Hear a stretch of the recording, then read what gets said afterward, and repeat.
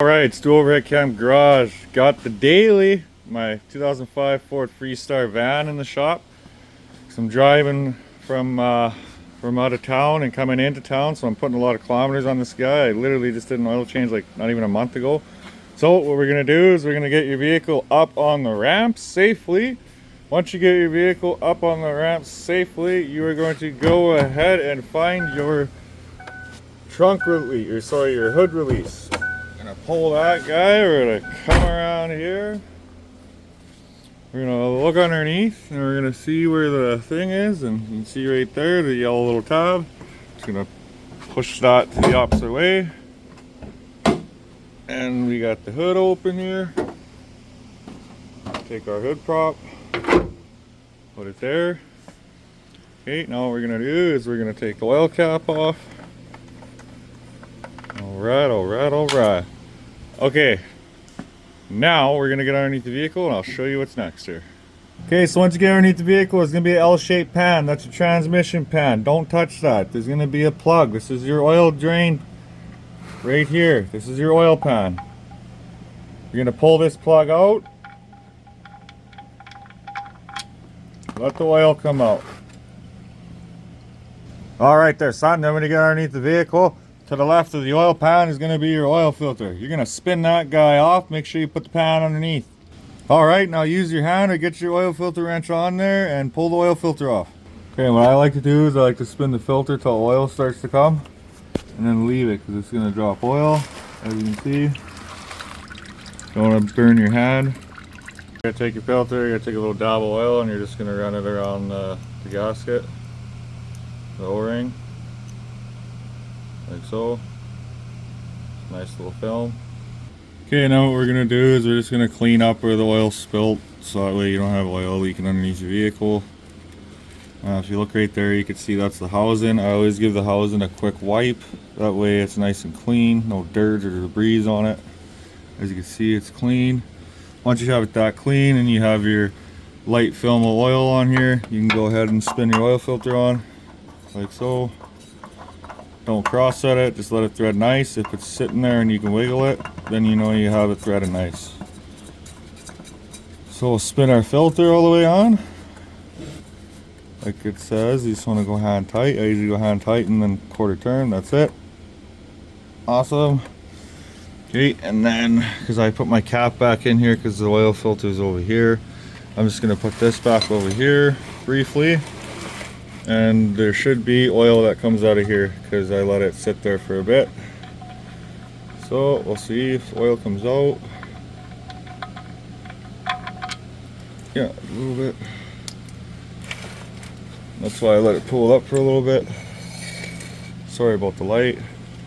We still got oil coming out. So a little trick that I do is I'll take clean oil. You see how it's dirty like that? I'll take clean oil and pour it through. And I'll show you what I mean here. So any cars that I've ever had, I usually always do this. I used to buy and sell a lot of cars, but see how the oil's coming out kind of, well, it's coming out dark. Well, I poured some fresh oil in. So what it'll do is eventually here the color should change a little bit. And that way I know I have clean oil running out. As you can see, the color has changed to more of a golden color. So we'll just let that run its course. It's a good thing to do though, because it definitely cleans everything out. And if you ever need to like do an engine flush, use seafoam. Dump it in your crankcase in your oil fill. Only run it for about 2-3 minutes and then dump your oil. Do this. Run oil out till it comes out kind of golden clear, and then when you pull your dipstick, it won't be dark after you do your oil change. But if you have cars that are like you never did their oil change and you just bought it, definitely do an engine flush, but you always kind of want to make sure that you have clear oil coming out. What's the sense on doing an oil change if you freaking, you know, if there's dark oil left in the bottom? So you might as well push all that dark oil out and then have clean oil coming out. So once that's done dripping, I'll just cap it, and then I'll show you what's next here. While I'm underneath here, I figured I could show some suspension. So this is your lower control arm. That right there is going to be your lower ball joint. This is your CV axle, the outer part of it. And then this right here is going to be your stabilizer link right there, and that's what goes up to your strut. And then if you continue along, that right there is a control arm bushing. I mean, obviously this is your oil pan, this is your transmission pan. I can show you, it's kind of basically the same on the other side. Same deal. Lower control arm, CV axle. So, just kind of showing you guys some stuff. I figured I might as well while I'm filming. I can even show you some stuff up top here, actually. Okay, so let's see here. What did I show you? Oh, this thing's draining. So this is going to be your top piece here, plastic piece here is your intake manifold. These right here are going to be your valve covers. That right there is going to be your alternator. This is going to be your alternator belt, aka serpentine belt. Coolant reservoir, power steering fluid. What else can I show you? Right there, actually, that well, it's hard to see. I need a pointer. I'm gonna get a better camera because I'm using my phone and I can only do so much with the phone. That's gonna be your transmission fluid there. This is gonna be your throttle body right there. Yeah, just general kind of what's under the hood, right? So okay, it should be coming out. Oh, let's hopefully it's coming out golden and we can cap her. Look at that. Would you say that that's gold? Because I would say that that's gold. And when she's gold, we cap her. Perfect. You can even like wait a couple seconds and then take it back off, and as you can see, we got clear oil coming out. So we'll cap her. Tighten her up, spin her back in. No one's perfect, always double check your work. Okay, now we're just gonna take our ratchet, give her a quarter turn. That's all you need. Okay, we're done underneath here. Don't forget to take your pan out, because when you back up off the ramps, you'll smoke your oil pan and oil will go everywhere and you'll hate yourself, you'll hate your life.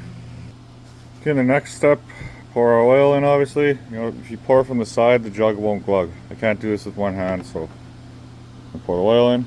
Okay, and you pull your dipstick and you want your oil to be up to either in the crosshairs or you want it to be at that bubble, whichever you prefer. So then after you get to that level, start the vehicle. Okay, so you'll start your vehicle. Let it run for about 5-10 seconds.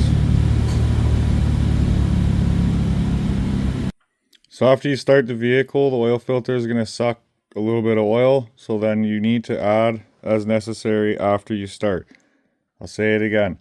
You must add oil after you start the vehicle. If you don't, you're going to be driving your vehicle low on oil. Okay, so the reason I'm going to show us, so 289,309 is my kilometers.